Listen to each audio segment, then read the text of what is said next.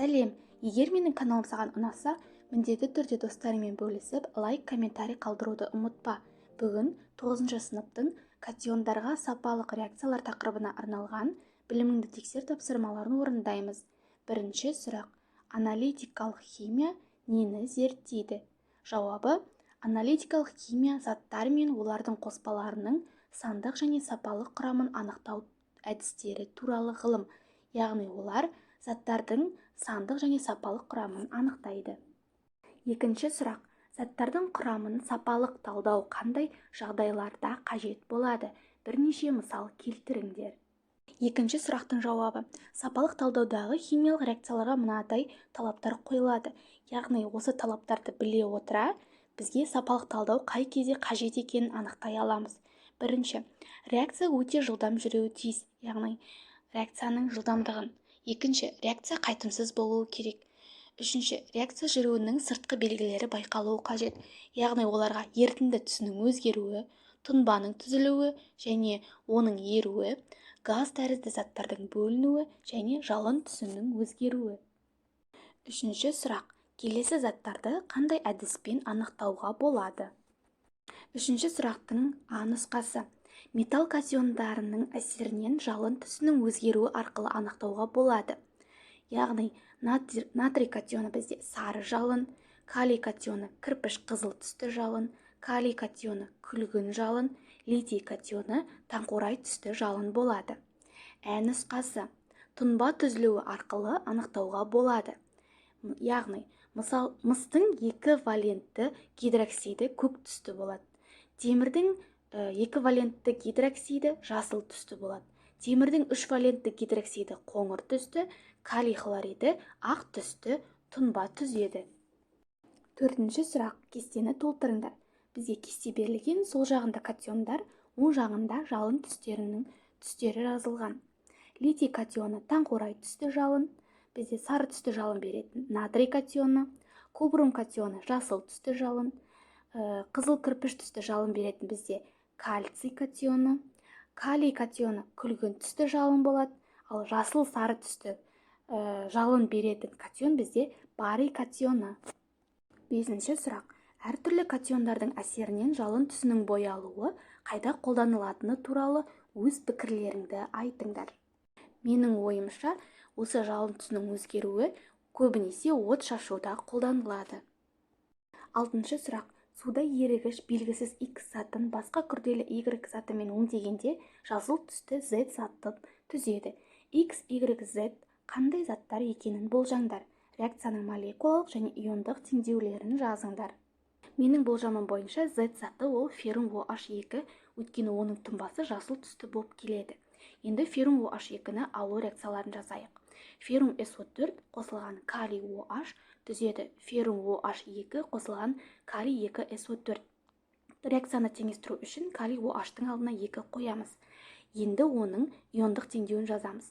Феррум катионы қосылған SO4 анионы түзеді 2 калий катионы қосылған 2 OH анионы түзеді феррум OH2 тұнбасын және 2 калий катионы және SO4 анионы.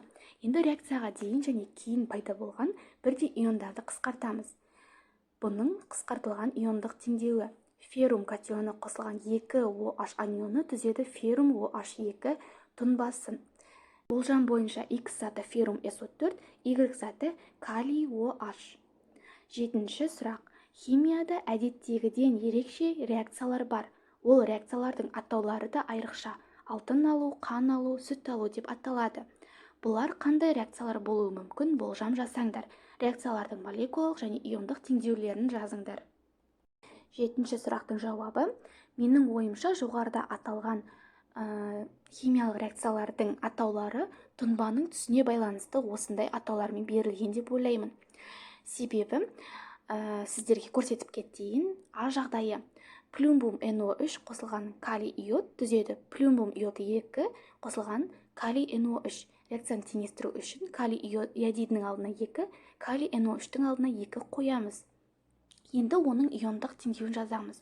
Плюмбум катионы қосылған 2 NO3 анионы қосылған 2 калий катионы қосылған 2 йод анионы түзеді, плюмбум йоды 2 тұнбасын, қосылған 2 калий катионы, қосылған 2 NO3 анионы. Біз реакцияға дейін және кейін пайда болған бірдей иондарды қысқартамыз. Бұның енді қысқартылған иондық теңдеуі плюмбум катионы қосылған 2 йод анионы түзеді, плюмбум йод 2 тұнбасын. Бұл бізде сары түсті тұнба болып табылады. Яғни бұл алтын алу деген реакцияға сәйкес келеді деп ойлаймын. Сіздерге тұнбаның түсін көрсеттім. Жағдайы феррум хлор 3 қосылған натрий OH түзеді, феррум OH3 тұнбасы және натрий хлор. Реакцияны теңестіру үшін натрий OH-тың алдына, натрий хлордың алдына 3 қоямыз. Енді оның иондық теңдеуі феррум катионы қосылған 3 хлор анионы түзеді, 3 натрий катионы қосылған 3 OH анионы түзеді, феррум OH3 қосылған 3 натрий катионы қосылған 3 хлор анионы. Реакцияға дейін және кейін пайда болған бірдей иондарды қысқартамыз. Оның қысқартылған иондық теңдеуі феррум катионы қосылған 3 OH анионы түзеді, феррум OH3. Бұл бізде қоңыр түсті тұнба түзеді. Суретін сіздерге көрсеттім. Бұл жағдайы барий хлор 2 қосылған натрий 2 SO4 түзеді, барий SO4 қосылған натрий хлор. Теңестіру үшін натрий хлордың алдына 2 қоямыз. Иондық теңдеуі барий катионы қосылған 2 хлор анионы қосылған 2 натрий катионы қосылған SO4 анионы түзеді, барий SO4 тұнбасын, қосылған 2 натрий катионы қосылған 2 хлор анионы. Реакцияға дейін және кейін пайда болған бірдей иондарды қысқартамыз. Қысқартылған иондық теңдеуі барий катионы қосылған SO4 анионы түзеді, барий SO4 тұнбасын. Бұл тұнба бізде ақ тұнба болып табылады. Сіздерге суретін көрсеттім. Ақ тұнба болғандықтан бұл сүт алу реакциясы деп аталады деп ойлаймын. Осымен біздің біліміңді тексер тапсырмалары аяқталды. Видеоны соңына дейін көргеніне рахмет. Міндетті түрде достармен бөлісіп, лайк, комментарий қалдыруды ұмытпа.